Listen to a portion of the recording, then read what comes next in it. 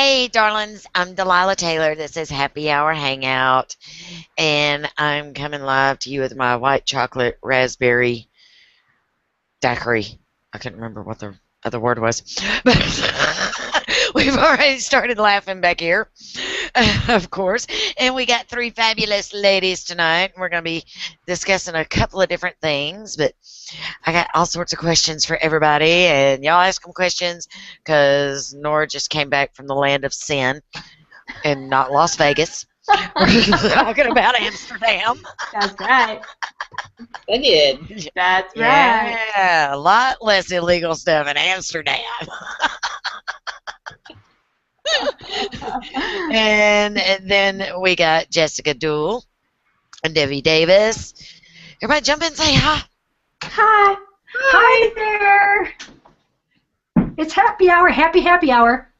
It is happy hour, and I have earned my well-earned. This is my drink of the week, my first time. I may not stop until Sunday, but we shall see. Wait, what kind of wine is that? We still have a work day left of this week, Jessica. I don't know. Oh, I know, and it's already filled with meetings. But I won't drink during the meetings. But who when I hit happy hour, watch out. Okay. So this is an Oregon wine. It's from the vineyard A to Z, and it's an Oregon Pinot Gris. So it's a beautiful, soft white wine, and I thought it would be really good to drink by itself. Typically, I like a really heavy. I'm a Syrah girl. I love heavy red wines with meals. But when I'm just going to be drinking to drink, this is where I'll snag. See, yeah, I like heavy wines or red wines with my steaks and whatnot. Me too. But yeah, I'm the same way. To just sit down and drink, I've gotten to where I like sweet red table wines. Oh yeah. Mm-hmm. If I'm gonna sit down and drink, sometimes my husband and I'll share a bottle of those. That, or usually we'll go with a non-bubbly Moscato. That's nice. That's nice yes. too. Yeah, I can't drink red wine unless I'm eating. That's one of those. The tannins in it don't agree with my body. So, darn it. I know. Hey, I'm telling you. Car Bordeaux, because it's the air getting Car Bordeaux wine in a box. Exactly. The air doesn't get to it, especially with red wine. That it's the tannins in the wine or the coloration. Red wines will go bad quicker than white wines. Mm-hmm.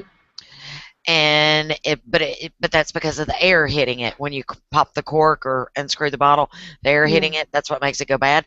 With the Car Bordeaux, the air never gets to it. It'll last until it's gone. That's awesome. That is a great hint. Straight from the drinker. It's like you're being paid by them. Yeah, you would think. Maybe I should be. Let me sponsor your box wine. Yeah.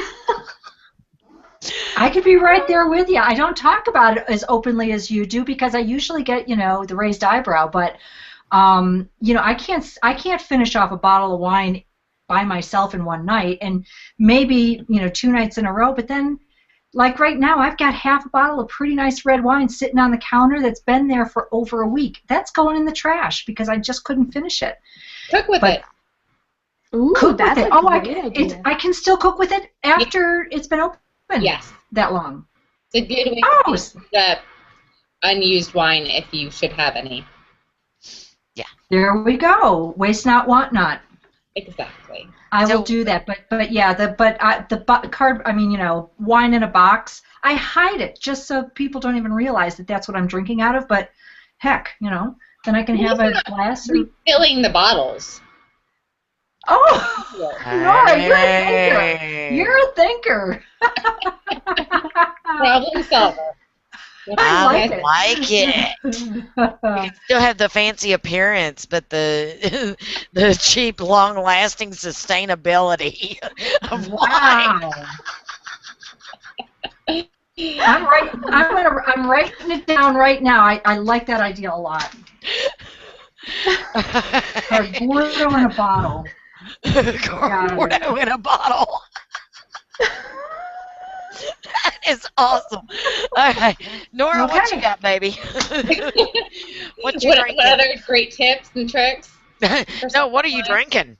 I am drinking vodka with bitter lemon out of the Whalen pub glass. Oh, nice. Did that come from Amsterdam? It did not come from Amsterdam. Ah. No. I have a beautiful Stein now from Munich. Same trip. So I have a lovely beer Stein. But no. Do they This was handcraft just- those over there? Do what? Do they handcraft beer steins over there? Or? Do. And they're beautiful. And they come in all sizes and super, like, I mean, you think super-sized drinks at 7-Eleven back when they had them were big? Yeah. Uh-huh. The Germans know what they're doing. That they do. That they do. They'd be all right with it. They drink their beer warm, right? No, Yeah, it's cold. I think they do that in the UK, but I don't know about in Germany. All of mine When are cold. I was You going to guys say, drink- when I served beer at a beer fest in Germany, it was, I mean, it wasn't warm, but it wasn't cold either. So they just came straight out of there. I want to hear about that, Jess. Serving beer in a festival in Germany. Okay. That sounds like a story that we have to hear. Sounds like a story. Well, I don't know how useful it is. I was 16 years old, and I went to Germany, and you can drink at that age there. So I think they the put family- beer in the baby bottles there. Yeah. I think they do, right? So the family I was staying with, there was this huge festival in their village, and so they were like, we're going to volunteer, and I was like, okay. So I ended up in the middle of a beer garden behind this thing, and I was learning how to fill beer steins with the least amount of foam on the top and all this other good stuff and carry in as many as I could. There were ladies there that could carry 8 in 2 hands, and I couldn't do that. I could only carry 4.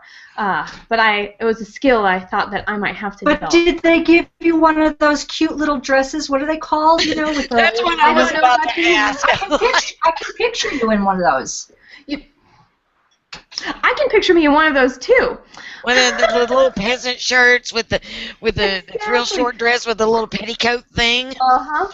Yeah, with the little stirrups. embroidered suspender things on it or whatever they are. Oh yeah. Mhm. Now I'm thinking lederhosen. I did wear lederhosen because I was wearing jeans, but I didn't dress up in a cute little dress. It was slightly too cold for that when I was there. I Not forget for some people. what the name of those things are now. I don't remember the name of the dress. Oh. Harry all right, Butler has Debbie. like cold beer in Germany. Hey, Debbie, you got to show everybody what you're drinking. You know what? I'm going to bore you to death. This is the first glass of Coca-Cola I've had probably in 6 months, but I'm house sitting, and I went down to the refrigerator, and it was either a really nice German beer, which she's got plenty of that, and it's in the refrigerator. The lady who lives here is German, very German, and she leaves me a refrigerator full of lots of great stuff, but she says to have whatever you want. But it's all this great dark German beer. But I still have a paper to work on after this, so I just grabbed a can of Coke. And actually, it wasn't as bad as I thought. It didn't make my teeth hurt like I thought it would. Yeah, Oh, y'all got to that's see nice. some of these comments. They're cracking me up. Oh right, Carrie. Here's Carrie's. Oh. No beer. No, beer is drunk cold in Germany. Okay, I'm glad. I that like clarified, this one. Carrie. Kim Boltman, covert wine recycling. It's awesome.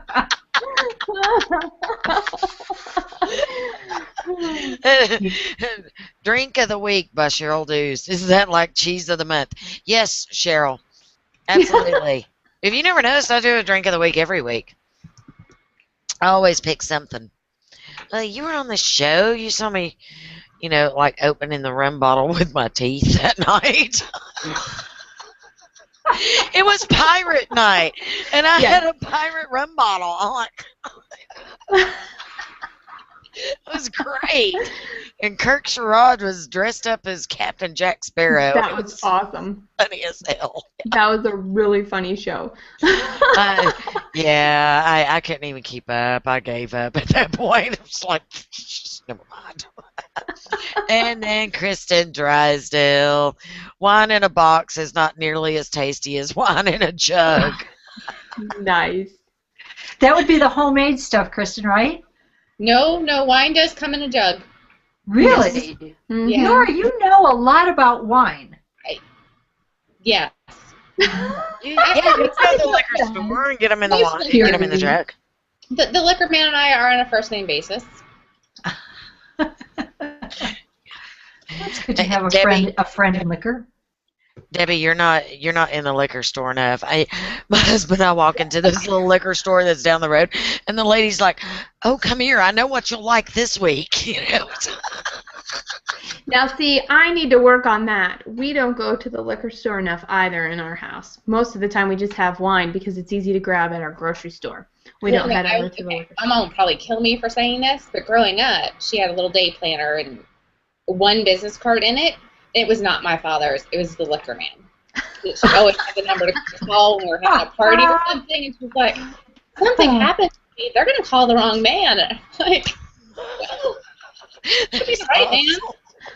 Well, see, in Tennessee, wine is not sold in the grocery stores because of the alcohol content. It's sold in the liquor store. Right. We can get beer at the Weird Mart, but otherwise we gotta go to the liquor store. And then it's a 3-2 beer or something. Do they sell 3-2 beer? I don't know. Is that what they call it in the grocery store?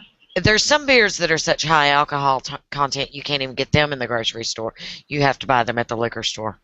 Yeah. In Georgia, Georgia and Virginia are really hard. They have the alphabet store or the ABC store.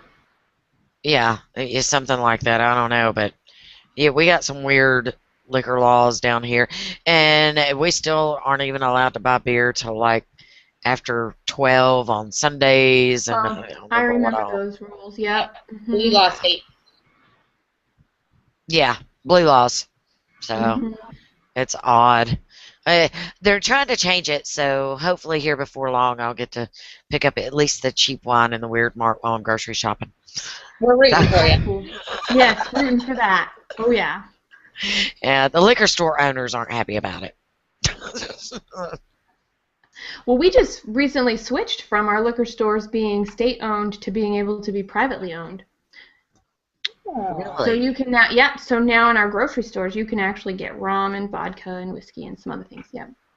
And in some other stores too, you have to. There's some rules around that, like what the size of your store is and some of this other stuff. But they let go of the state-run liquor places. I didn't know that states ran liquor stores. Kansas did for a long time, I think. I'm pretty sure they did. Virginia kind of sort of does. Wow. That would be like living in Vegas, or well, not Vegas, but Nevada. At that one point where the state or the federal government or somebody took over the Mustang Ranch, they were selling liquor and hookers, and they went out of business. Oh, I remember that. I remember hearing about that. Although, and look what, Carrie, I'm going to shout you out. The laws are fraud. He's in Tacoma, so he's south of me. So he may know more about that than I do. We'll let him explain in the comments. I would totally love to hear why our liquor laws are a fraud. Yeah. I'm excited to hear that. I always thought that was crazy. The federal government was running a place with a liquor and bordello and, went bankrupt with it. You would think that. How do you manage that one? I'm just saying. Bad management. Yeah, seriously, bad management. Although, my favorite... Oh, you found one. Yeah. My mom visited Germany and ordered root beer, which they don't have, and they served her regular beer. That would be a little bit of a surprise when you're expecting root beer. Yeah. Remember the comment I made about the liquid that that would just throw me for a loop. I wasn't going to bring that up. My mom does not want to be surprised. We were going to let that slide. Yeah. Okay, well. In the green room, Debbie made some weird comment by accident about strange liquid in her mouth, and it was... Well, there... Boy, can you imagine thinking you're having a little root beer and ended up with a... Yeah, that would be bad for me. All right, Nora, so I got to ask. Tell us about all the sinful stuff you did in Amsterdam, or can be done in Amsterdam, but you didn't do it. Like Right. not inhaling and shit. There is a lot. So I witnessed a lot. I had a good friend in town, so she was brave enough to check out the red light district with me and see all the pretty ladies and learn about all the fashion I didn't know about. I did not know there was glow-in-the-dark underwear. I guess I'm sheltered. But it's actually pretty cool. Like neon, all types of colors. Yes. So that was fun, and all sorts of places to get hemp anything from ice cream to brownies to smokable items, and lots of liquor. Lots and lots of beer. You'll see lots of beer in my Amsterdam photos. So is it just party in the streets all day long? That's the crazy thing. I mean, I'm sure for some people it is, but it's not. And there are all these canals, and along the canals are these fabulous cafes where I would stop and, have a beer. And there are all these professional people meeting, doing business deals, hearing about like land transfers and conglomerates, and I mean, of course, I'm sitting there drinking, so I'm amused by the fact that they're actually able to sit in the sun, buy water, having a drink or having a coffee, and making these massive transactions. It was incredible. And Are they Amsterdam, passing joints at the same time? I'm just curious. no, they were not. No, they Really? behaved. And apparently, you're actually not allowed to smoke unless you are a resident of Amsterdam now, or from being from the I wonder- Netherlands. I wonder how they Technically, enforce you're that. supposed to partake. Maybe they check your driver's license or something before they sell it to you. I don't think I don't so. know. No. I mean, I think it's one of those unspoken rules that if you want to buy some, you buy some. You just try not to be stupid and get caught with it. Ah. Hey, I'm kind of curious, with the states. We have several different states here in the United States now where marijuana is illegal. If I go to one of those states and smoke some marijuana while I'm on vacation, and I come back here and take a drug test, I think you that's You Yeah, can go and smoke. You can't bring it back with you. right? And But if you take a drug test where your employer does not want you to have partaken, then you can still be in trouble. So and go I'm for a month. Yeah, I'm wondering if even here in Colorado, it's legal here, but certainly there are some employers or some occupations like firefighters and police. They probably have to take drug tests to get those jobs. So even though it's legal, I think that certain employers could. Debbie, Oh, I think maybe she'll be right back. Yes. So I think if you were driving a vehicle or you were in some kind of government aid assisting type job, then you really shouldn't yeah, mess with that. Yeah. sucks. Well, and that's, I think it's going to take a while, but I think we'll get it to the point where even here in Washington, we'll get it to a point where it's, what the rules are and you know what your job is and you know if you can or can't on your job. And some, you might be asked to take a sobriety test in addition to Right. a But drug test. with marijuana, you can smoke it one day, you may not even have to work till the next day. The effects are gone, but it's still in your system. For 30 days. For 30 Right. days, yeah. Mm-hmm. So how are they going to differentiate that? That's a good question. That's up to them. Mm-hmm. Yeah, which is kind Yeah, of and I think it's going to take a few lawsuits and a few things to probably figure that out. There's a few different companies here in Chattanooga, or well, in Tennessee specifically, that they don't hire you if you have nicotine in your system. Really? Wow. Yes.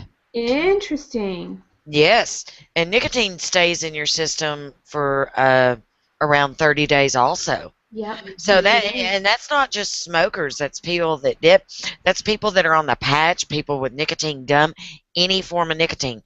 They actually do blood testing for nicotine. And they say it's because if you have nicotine in your system, it's a higher health insurance cost. Now here's where I get a little iffy about it. Okay. Nicotine, okay, it's not great for you. But what if you're trying to quit smoking or something and you're on the patch? Or you're just addicted to the nicotine, you just chew the gum all the time. Why is that any different? Or are they eventually going to take this even further and quit hiring people that are overweight because their health insurance is higher because of diabetes and high blood pressure and things like that? You How's know, it going to go? yeah, I think that's a slippery slope that we're on right now. It'll be very interesting to see because I agree with you. I think that I can totally see that coming. Yeah. At what point are our lives that we do outside of work Mm-hmm. going to keep us from being able to get work? Right. So. Right. Well, I have to tell you, one of the pros. I was going to take a tangent, so you go. I was going to say that's one of the pros of having your own business. Absolutely. Just You saying. don't have to worry about it. Mm-hmm. Mm-hmm. So, tangent. Are we turning right or Oh, left? well, my tangent was, I don't even remember now. It went in a bubble and floated away, so it'll come back in a minute. It's in her wine glass. It's right here. Debbie, you're back. I'm back. I don't know what happened, but I just F5'd and came back in, so. Cool. Debbie effed it. Yeah. There's our hashtag, Debbie effed it.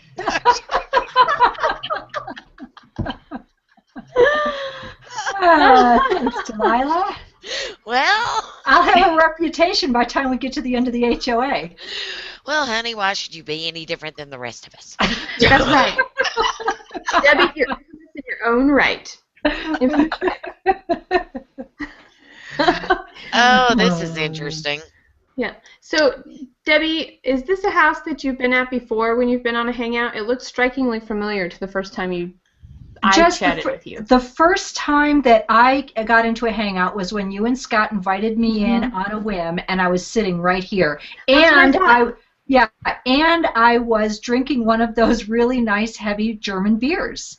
And so, and I didn't know I was getting into it. I mean, I didn't really realize what it was. I was just, new with all this HOA stuff. So here I've got, 3/4 of a bottle of beer down me, and I'm a 2-beer limit anyways.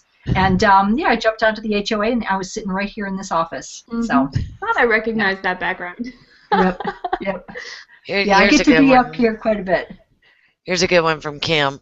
I couldn't eat poppy seed muffins when I was a truck driver because of opiates.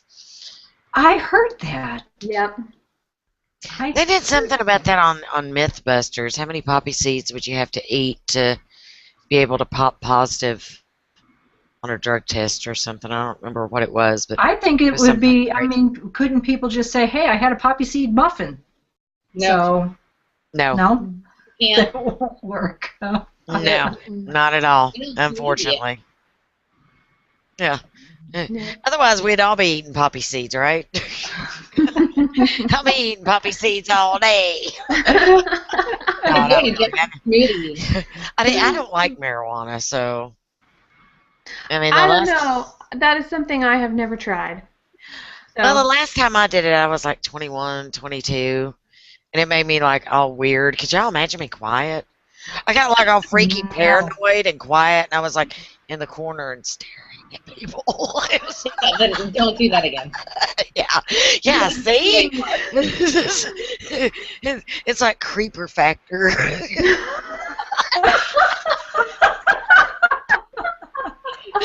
Maybe it's a really fun hangout. Okay. Thing. My husband's from the couch going, Delilah the creeper, or hashtag Delilah the creeper. I'm like, really? Oh my God. I remembered my tangent. Hey. All right. See, I knew it would come back. That's why I put them in bubbles, because if they come in bubbles, they'll eventually come back. So my tangent was, well, we were talking about obesity and being able to be hired if you are obese, and then I was going to go right into, we all need to have a standard of living that we know we can feed our families on so we can make healthier choices if we want. Nicely done. Ta-da! I thought it was really good, even the first time. Then I forgot it. That's right. Yeah, but that's the operative point there. If we want. if we want. And that's a big thing. You know, okay, so I nerd out over the weirdest things, and one of the things that I totally nerded out over the other day was that I was listening to a podcast where they were talking about, Nora, I think I told you this today. They were talking about that your DNA is only 5% of who you are and what you can overcome, and that your environment and your eating choices is actually 95%. So we can cure, change, reduce, let go of all kinds of things we don't even think we have cures for in our typical medicinal system and in our typical doctor network if we pay attention to what goes in our body and if we feed our body correctly. It has to do with mitochondria. Yeah. So 5% we can't change, we're stuck with. 95% we have the choice of. Yeah. I know I'm family prone or genetically prone to high cholesterol. So that would be in the 5% part, I suppose. That's in the 95% part, I think. It's a genetic thing. I mean, we all have high cholesterol. I could eat like no butter ever and still be. See, all of my have family high cholesterol. Has high cholesterol. My sisters and my mom and my dad, and I do not. And I eat meat. I eat fats. I put fat and butter in my tea every day, and I blend it all up. I eat a ton of oil and a ton of fats, but I do not have high cholesterol. So it's You know, I could fix it. I can go on the meds and I can eat properly. The meds make me physically hurt. I mean, pain in all the joints everywhere. Physically hurt, cannot move. It's like arthritis in my hair. You know, it's awful. And then eat properly on top of it, and I'm still going to have high cholesterol. It's not going to be as bad, but it's still going to be high. Or I can just, you know, be happy, risk it all, dying early, which may happen anyways, and, you know, oh, now that's enjoy a happy my thought, life. So, well, but the cool thing is it's choice, and if you're living a life that you like and you enjoy, and there are some people, you know, you really enjoy something that's not good for you, and if you're willing to receive what comes out of that, why not? Why not enjoy life the way you should? I'm all for proponent of that. If you can balance it out or make a reason for it, I'm all for that reasoning part of your brain. yeah, absolutely. Yeah. Because anything can happen at any given point. I'm going to enjoy what I've got. Heck yeah. Okay, what do you have up, Debbie? I think Nora just commented on this from Cheryl Deuce. I'm picturing Kim Bultman snorting muffins. That's kind of funny. That's awful funny. That sure cracks me up. I know. I love Cheryl. It's so funny. Her and Kim Bultman and Kristen Drysdale, and Rhonda Green, those women can hashtag and comment with their phones faster than I can do it on a keyboard. It blows Are these girls my on mind. their phones? I see that they're very prolific in comment streams. I can't do anything on this phone. Most of the time, especially during the daytime, Cheryl Deuce is at work in surgery with her phone. She's home now. I did get the word. She was home now. But yes, she is. I'm like, how do you do this? One day she told me, she's like, I got the nurse typing it for me. She was like over there passing instruments or something. I'm like, oh my God. You know, Kim has a career that I still hope to have sometime in my life, even if it's a hobby career. I want to drive trucks. I want to be one of those big semi-truck drivers. I think that would be so cool. I think I've Not heard in the you winter say time, that but before too. Yeah. Yesterday we were. I think I heard you say that before. You want to be a truck driver, yeah. I want to be a truck driver. Mm-hmm. We were on a hangout yesterday, I think, with the Hangout Mastery group, and we have a member who he and his wife travel all over in an RV, and they teach usually people in the RV parks and usually older people how to use technology. And I decided that's what I want to do. I want to sell everything, get a really nice RV, and just go wherever there's good internet, and I'll be happy.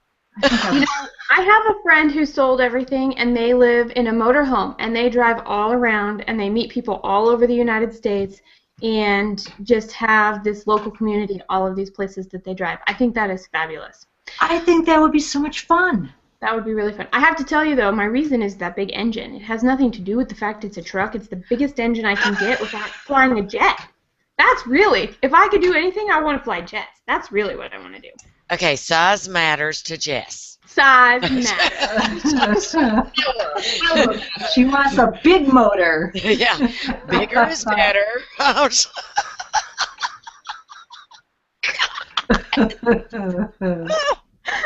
Learning lots tonight. Oh, wow. Oh, man. Okay. That's twice this week, Delilah. We were on the last hangout that talked about size matters Yes, together. I know, that's where they get size matters.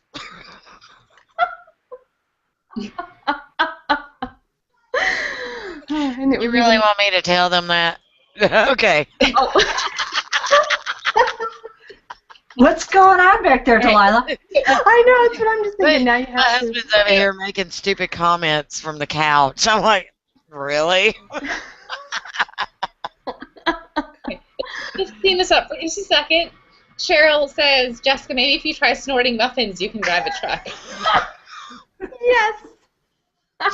So now you have. Wow. Now I have a plan. Okay. Jess, you live In in Seattle. Washington. Outside of Yes? Seattle. Well, I Okay. live outside of Seattle, yeah. Okay.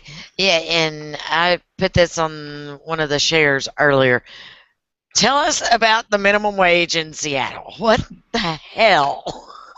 Other than the fact I really like it, I don't know a lot of details. I bet you our friend Carrie will have a lot of details. Remember how I said earlier, if you want the details, you got to talk to my husband about things? So Uh-huh. here's the overarching piece. The overarching piece is that there were a lot of years I volunteered for this awesome organization, and they still very much support them, called Washington Women's Employment and Education. And what I did was come in once every 6 weeks for each class that went through the system, and I taught Dress for Success and Poise and Presence and things like that.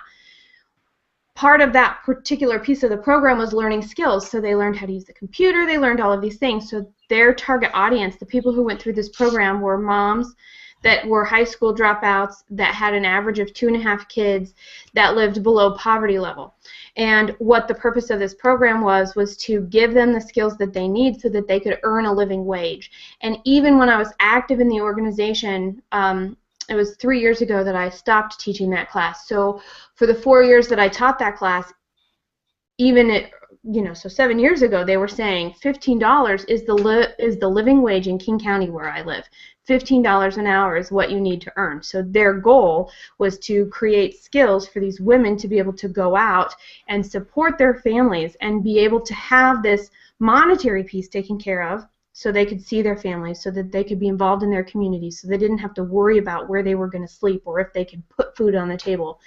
And that was even 7 years ago. So the fact that we have this program now that over the next 5 years we are going to be increasing minimum wage up to $15 an hour is phenomenal to me. And yes, it means some changes in our community. And yes, it means changes in the job force. And yes, it means all different kinds of things. But you know what? For everybody that needs to work, that's really important. And apparently one article that I read before our show today said something that it was 102,000 people that would benefit over the course of these 5 years that are not making $15 an hour. And I don't know if that's just for the county I live in, if that's for the entire state, or what. So in the grand scheme of things, it's not a lot of people compared to the amount of people that live here in the greater Seattle area. I mean, when we're talking about millions of people, we're not as big as New York City or San Francisco or something, but we're a pretty big city. So when you think about that, I'm like, well, that's cool. We're raising up the ability for these people to care for their families and be able to enjoy their job and not worry about how they're going to do different things, so they can bring their whole self to work. They can bring their whole self home to their family. What I Here's thought the was interesting thing. about Oh, go ahead, Debbie. what I thought was interesting was that this got passed with a unanimous vote. It did. And they spent 4 months, studying it and researching it. And so I mean, I live in Colorado, but it was on our news for sure. Because it's a huge leap from the $9.42 I think that is the minimum wage now. That's a huge leap. But that being said, the fact that it was voted on unanimously after 4 months of pretty good research, I mean they were. I think that they might be onto something. And there was something else in that article that said something about Seattle is one of the fastest growing cities. And they already have one of the higher minimum wage in the nation, and so it does tend to indicate that they're moving in the right direction. Well, even before now, they had the highest and have had the highest. That's right. The state of Washington does. Yeah. The state of Washington does over everybody else we have. I may be the only person on here that thinks we shouldn't raise minimum wage. You know what I would like to hear? I would like to just hear. I want to hear that. Why? Because here in Tennessee, I mean, we use the federal minimum wage amount, and every time it gets raised, okay, they raise minimum wage. Those people get their pay raised, or get fired. That's right. Yeah. And within the same week, I mean, we will see it within the same week. The cost of groceries goes up. The cost of gas goes up. The cost of everything around us goes up, except for the pay of the middle class. So you're not. The people that are on minimum wage, they're not getting any more ahead because everything else is going up with them. So they're still in the hole. You're just bringing the middle class down to their level. Well, but you also have to look at it from the flip side as the price of gas and the price of food and the price of everything has already inflated. So yes, it will continue to, and we are trying to match the difference or discrepancy in theory. In theory, well then why don't we start putting caps on some of the other stuff instead of raising the minimum wage? Because at this point, take my husband for example. He's a police officer. He worked at one police place for 15 years. When he started there, the starting pay rate for a police officer was $24,000. By the time he left, which was earlier this year, the starting pay rate was $32,000. Now, mind you, he had been there for 15 years and was only making $38,000. Oh, wow. Yeah. Well, it's a huge difference. It's a huge problem across the board, whether it's, first responders, firefighters, police officers, teachers. But it's going to hit the entire middle class the same way. And what's going to happen is if they start raising minimum wage like that, all these people that have been at their jobs for all these years and years and years are suddenly going to say, well, what reason do I have to stay here?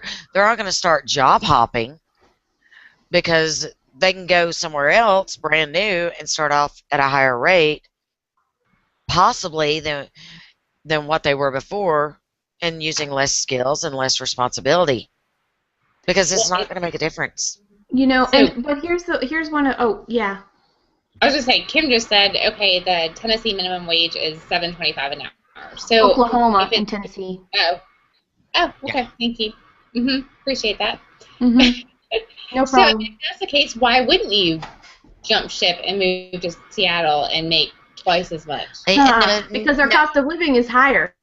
Okay, so our cost of living is higher, and our cost of living is actually more than what can be supported by the national minimum wage. And so I'm all for making our minimum wage match our environment. I'm not saying Oklahoma and Tennessee or Texas should have the same minimum wage. Maybe I wasn't clear there.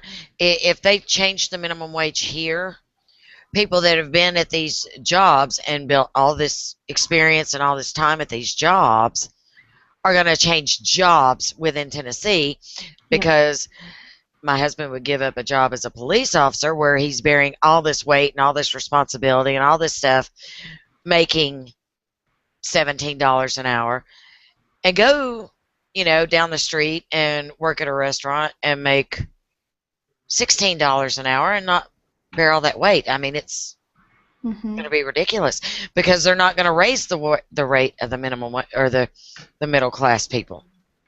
So suddenly you're going to have all these groups of people making the same amount of money for different classes or different levels of education regardless. You're putting them all on the same board regardless of what they know or what they've done or how much responsibility that they hold. I think you're right, Delilah. I think that when they raise the minimum wage, the cost of, in fact, in that article, one of the articles, it says, people wonder how you can get a hamburger and fries and a Coke for $4. Well, it's because the workers aren't getting paid very much. Those prices will go up. So then all of that is going to be impacted possibly. I mean, I think you're right. That's a very good possibility. Here's what I think. What I would love to see happen is I would like to see certain organizations' profit margins be kind of targeted, and if their profit is at a certain level, somebody is earning disproportionately too much.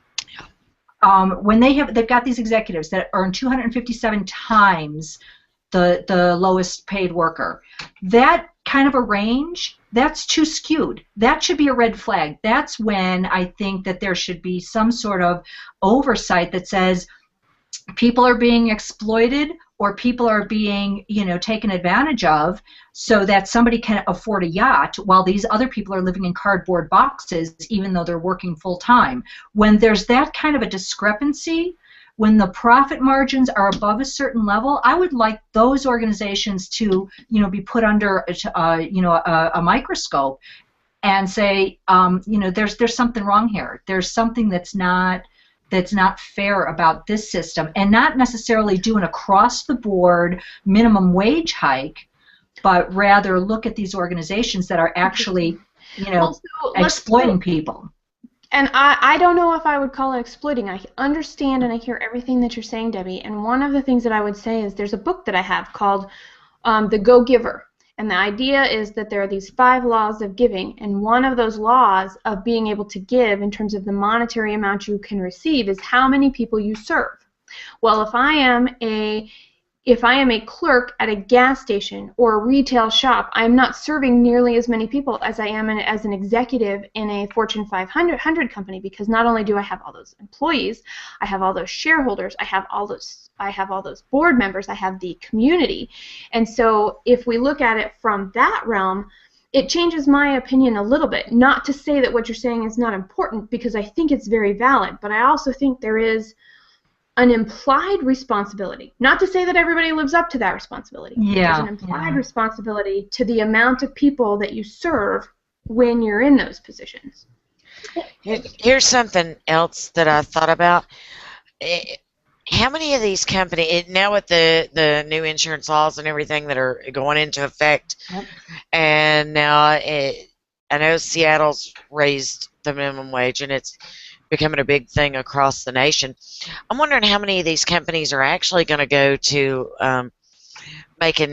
hiring people as independent contractors We actually and have a lot of commissioned that. salespeople. Well, we actually have a lot of that, and there are lots of rules around independent contractors here. I mean, with Microsoft and Google and Amazon all here, Microsoft is known for their contract work. And by doing that, you may save him, are you robbing Peter to pay Paul? If you have contract work, somebody's going to pay the taxes, but it's not going to be the company. And if you're only employed by one client, then you're really not an independent contractor, kind of thing. So it's really interesting in that respect that there are some very hairy things, and there are may not be as good as they should be, but I think it's great that they're thinking about that. So how we work with each other here. But you know, Delilah, what it does do is it does allow us to be more creative in how we earn money. It does allow us to be more creative in how we market our skills. And to what Debbie said, you know, there is this gap of where you are. Well, if you have this amazing skill, show your sparkle and go do it on your own and use people like Nora and Delilah and Debbie and me and other people. Just create this awesome network and start your own business and be an independent contractor for other people. Be that person. Well, I agree with you, but I'm talking about like McDonald's workers. Hey, how are they going to start making those people commissioned well, or let me tipped? Good point. I can talk to that because since I was just in Amsterdam, I learned all kinds of fun worldly facts that I did not know before. So McDonald's pays workers in India 50 cents per hour. And then they pay people up to Denmark $20 an hour. And people in Amsterdam, I may not have this totally right because, you know, I was drinking, but it was $15 an hour that they would make to be a full-time employee, plus they would get health insurance, plus they would get 2 weeks off. That is not what we do in the U.S. At all. But is that a standard wage or a normal wage for that type of work? It is there? For someone, you know, it's 50 cents on the dollar for someone in India, it's 15 in Amsterdam, 20 in Denmark. But people here in the U.S., managers will cut your hours so that it's below the 30 mark so that you can't be a full-time employee, so that you don't get the health insurance, so that you don't get... So beyond the fact that minimum wage is an issue, it's how we structure the business and how we do business in the U.S. And the fact that a U.S.-based company goes across, you know, to other countries and has a whole different practice because of what is implied and what the culture is in other places is just mind-boggling ridiculous. There's my soapbox speech for you. I love it. No, I agree with you, and the Weird Mart is one of the worst. I mean, They make the news all the time, don't they? Oh yeah, they got some sweatshops going on. Mm-hmm. Seriously, I mean it's awful what they do to all that stuff that's made by them is done mostly overseas and for really low rates, and you know 12-year-olds working 16-hour days. I mean it's bad. Well, how much of that is ours, right? How much? So we're the people. We control what we buy with our money, and we're choosing to spend money with companies that do that. We're choosing, and there's good reasons for that. I'm not saying it's always a choice that we can make a choice. We can't always choose to shop at at a Target or a Walmart versus a Nordstrom or a Macy's. I mean, I'm not saying that we have that choice, but you know how much we earn might dictate that choice. So we have a choice. How far away it is, because I live in the boonies. Yeah, exactly. What's closest to you, right? There are a lot of factors that affect that. And you know, I really think that there's this element of, though, we expect things in our country to be cheap. And so our businesses are listening to us and delivering that. So if we want our clothes to be cheap, and we want our food to be cheap, and we want our services to be cheap, and we want our cars to be cheap, they're going to do everything in their power to deliver that to us because that's how they're going to earn our money. So I completely agree with Nora that the culture of the business is different here, but does it start with us? So you're saying it's starting with our government. I think there's a government piece of it, but I do also think it's quality. It's what is our personal expectation? Because if we expected higher and we didn't buy things, those stores would stop carrying things and giving that shelf space to the stores. Do it all the time. They don't carry stuff that doesn't sell. So if we changed what our level of quality was, then we would change what was on those shelves. Then we would up that, you know, going up throughout the company, make ripples. But it's a really hard thing because we expect things to be cheap, and I think that's being delivered to us. And unfortunately, that also then reflects on our ability to earn money. Yeah. All right, Nora, go ahead. I'm sorry, Nora, you were going to say something. No, I was same thing Jess was, that we need to choose quality, regardless of which way we're doing it, whether it's our food choices, our clothes choices, and it's not always easy, and it is a choice and a balancing act, and there are savings to go into buying the higher, expensive, more quality products. But how else do you make a change? Oh, Okay, Ray's in Debbie, the what you audience. got What there? do you have, Debbie? I'm glad Ray brought this up. He says Walmart treats their U.S. employees like crap. And this is actually a conversation that I had gotten into pretty seriously with a friend of mine. And then just a few months ago, I got involved in a project that involved Walmart and a bunch of Walmart vendors. And so I read this, or I saw this video about, that was, I don't know if it was propaganda, but it was, the intention was to inform people that Walmart treats their employees like crap. And then as I was watching it, you know, I kind of felt like you do, Jess. They have a choice. And if we all stop buying from Walmart, there's a lot of people that are going to be out of jobs, and those are the only jobs that they have skills for.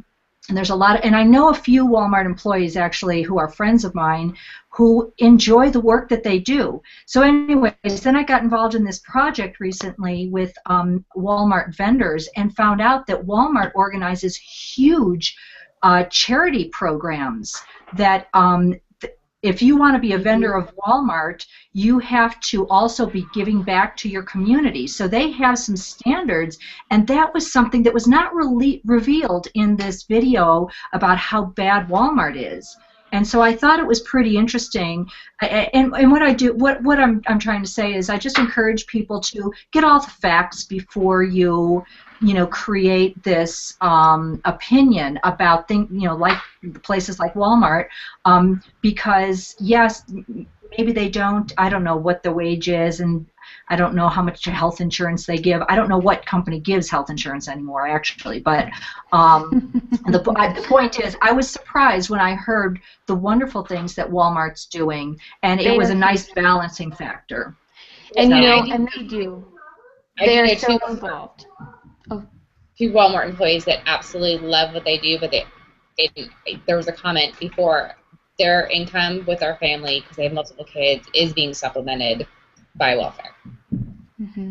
Yeah. Yes. Sure. Well, and that, yeah, and you also have to look at the business model. There are different business models in terms of that, and how to part of bringing the cheapest stuff to us and the best prices to us is really tiny margins. And so there's a value, there's a piece of that trickles down to what we can earn too. Because, by the way, retail's awesome. I worked a retail job before, and I absolutely positively loved it. I want to bring this up. Here we go. Carrie, he says, P.S. I was born in Tacoma, but I've lived and worked in SeaTac and around Seattle, Germany, and Spain. Well, I want to know if you're here now, because we've crossed paths enough. We should go have, well, I'll have tea, but you drink whatever you want, coffee or please something. She will have tea spiked with wine. Tea spiked with wine, depending on the time. Bordeaux. Bordeaux. Or depending on the time of day, it might just be butter. We went to the movies this past weekend. And everybody's been to the movies, and we always go to the movie counter and get our popcorn and our 2 drinks and our couple of boxes of candy or whatever. And they're always like, okay, if you want butter. And my husband's like, I want a little popcorn with my butter. You know, and they'll put a little popcorn in there and some butter and a little more popcorn and some butter. We found the one movie theater in America that lets you butter your own. Oh, we have one here. Oh, I'm so jealous. Yes! They had the butter machines out with the Coke dispensers. And you could refill. I was like, oh my God! I was in heaven. I was like, check the bag and butter again. Oh, it was awesome. I don't want to burst your bubble here, but I'm pretty sure that's not butter in those dispensers. It tastes like butter. That's all. But it tastes really good. But it tastes good. Yeah, we have them too, and I load it up, yeah. Ooh, Maggie, if you're watching, you have to come to Tennessee, and we're going to the movie theater for damn popcorn and free butter machines. That's right, Maggie. Get over there. Yeah. We're waiting. She loves popcorn. I love popcorn. It'd be great. Popcorn. Popcorn is really good. I wish it's too bad we can't make it out of anything else but corn, though. That's the only corn I eat is popcorn. I love corn. I love corn too. I had to quit eating it. I just had to quit eating it. Oh. Yeah. So I eat popcorn as well, but it is covered in butter. I love it I love it grilled. I love it cream corn. I love corn. Okay. I'm so sorry. You're making me my mouth water. Yeah, corn is amazing. Okay. I'm sorry. All right. Last thing. Who watched the video of the kids flying around in that bouncy house? Oh, I didn't get a chance to watch it. I'm going to have to listen. You know what? They had 3 videos. One of them was here in Colorado. I didn't even know about that. That was the one from this weekend. This weekend, yeah. And it was tumbling, tumbling, tumbling. And then they showed one from Rhode Island, tumbling, tumbling, tumbling. I don't know, that third video, that thing was 20 feet in the air. And it was like out. Yeah, and the kids fell out. They said they were seriously injured. They fell out. I want to know what parent can't figure out that you use stakes. When you put a tent up, you put stakes in the ground so it doesn't blow away. The one from the most recent one. They said had stakes. The company said stakes were put on the ground, and it was the. They had a staffer there. Yes, they did. I do think the latest one was a freak accident. It was a pretty windy weekend here in Colorado, I got to say. I mean, there were huge gusts, but I mean, really, the thing never raised once or twice. No one ever paid attention, noticed, checked on their kid, and it was. I'm thinking the new thing now is they're going to have to put bands across the top of that thing or something. Or like roll bars on cars and go-karts. You know what Dale and I discussed was maybe put a little extra layer of plastic across the bottom and fill it full of sand or fill it full of water where it's weighted. Yeah. You're just got the stakes. That's a great idea. That is a great idea. Interlocks on top of the stakes. Something needs to change. Yeah. No, weight it completely, all the way across the bottom, like a little waterbed thing in there, and then another bubble where you fill it full of air. You know what, Delilah, that's a good idea. Water, because sand, that means the company would have to carry that sand out to the park or wherever it is. But water, they could probably get, they could, and just weight it with water. That's a great, you should submit that idea. You should have another white chocolate daiquiri. The ideas are just coming. What you got? I'm sorry, my dog is going insane, y'all. Go for it. Hey, I've got marbles rolling outside the door right here, so you may hear it as they go right by. And every once in a while a cheer, so there's something going on. Exciting. It always sounds like there's something fun going on at your house, Jess. There really is. I'm really proud to have such an amazing family. And I must admit, even if it's me dancing by myself in the middle of the living room, I'm totally okay with that. That's all right. Did you just see me get photobombed by my husband walking by with a pistol and a rifle? Oh, I missed it. How did we miss that? Maybe he went through the bedroom. No, there he goes. There it goes. He was hiding his weapon. I did not see your husband's weapon at all. He's going around the back of the house with the air guy, the AC guy, and we've had snakes everywhere in the yard. Oh. So he's not going to, shoot anybody. It's just protection. It's snake protection. I approve. He must be a good shot if he could kill a snake with a gun. They got rat shot in them. Oh, even better. They got what? They got what in them? Rat shot. You ever heard of buckshot? It's a shell, and it's full of all these little pellets. So when you fire it, it sprays. Well, rat shot is the same way, except it's just smaller pellets, and they go into a smaller spray. Okay, so he doesn't have to be as good a shot. All right. Right, but especially if the item is moving or whatever. Yeah, you don't have to be that great of a shot because it's just going to splatter out. Okay. In a small area, and you still get the snake. I actually really like snakes, and I really like bats. So I really like snakes too, But we have poisonous ones. Yeah, no, that's not good. That's Yeah, not we good have for anybody. rattlesnakes and copperheads. Oh, Snakes in your never- yard? Yeah. Don't they have exterminators or things you can do for that? I know, like in Texas, they have the mosquito sprayers. Don't they have some sort of spray or something that keeps them out? Somebody needs to invent that for you. Snake spray. Go get the snake spray guy. Yeah, I know. Yeah. No, Spray my yard for there's snakes. snakes all over Tennessee, and in my backyard is a wildlife reserve. Are you freaking kidding me? Oh, No. never mind then. So, Right. it's not a yard reserve. He shot a snake 2 feet off our front porch about 3 weeks ago.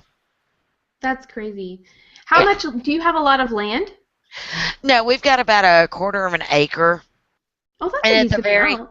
And then, well, yeah, and then we live right across the road from the Tennessee River. Okay. And then our backyard is a wildlife reserve. That's cool. So, even though you have a quarter of an acre, it feels like you have a lot. Oh, yeah. I mean, it's just open in both directions, and we'll never have neighbors there. So, That's cool. That's really cool. We have 5 acres. I want more than that. except for snakes. Yeah, we get Except snakes. for, yeah, snakes not so cool. I would love to have more than 5 acres so that we could be a little more We separated. used to get wild turkeys come down in the yard, but we would come home, and we had a Siberian Husky at the time, and we would come home, and she would be underneath the front porch with like feathers hanging out both ends of her mouth. Good for the She's dog. hunting. Yeah, she loved turkey. You like those? Yeah, they quit coming around. So I bet they did. We I have thought a lot turkeys of were too rodents stupid here. for that. They apparently they knew. Maybe natural instinct took over. apparently, all right, y'all. We are like a minute over. Anybody got anything left to say? Say goodbye. This has been great. I'm gonna refill when get we're a done. drink. Yeah, exactly. you, Another Jonathan. 45 minutes of work, and I'm filling the glass. Go get some more Coke, Debbie. No, I'm done with the Coke. I think I'm going to go get that German beer. That's next. As Nice. soon as I said I wanted it. And Carrie told us cold, not room temperature, cold. Yes, Yes. it's in the fridge. So did Nora. All right. Night, everybody. Hey, Good come night. back. See me on Saturday. Small Business Saturday Hangouts. We have got Kirk's Rod is selling his shirts. Yeah, That's awesome. it is. Go plus yourself shirts. We've got a lady selling some saucy stuff from Pure Romance. Got a lady who's coming on selling home living goods. They have, I mean, all sorts of lamps and tables and this, that, and the other. The great thing is she doesn't keep her profits. Her profits are actually going to build a shelter for battered women and children. Oh, cool. Very cool. Yeah. Very cool. That's Yeah, right up my she is alley. Nice. awesome. So, and lots of other plenty great stuff. So I will see y'all Saturday, 1 o'clock Eastern Standard Time. Love you, darlings. Love Bye. you. Cheers. Good night. Thank you.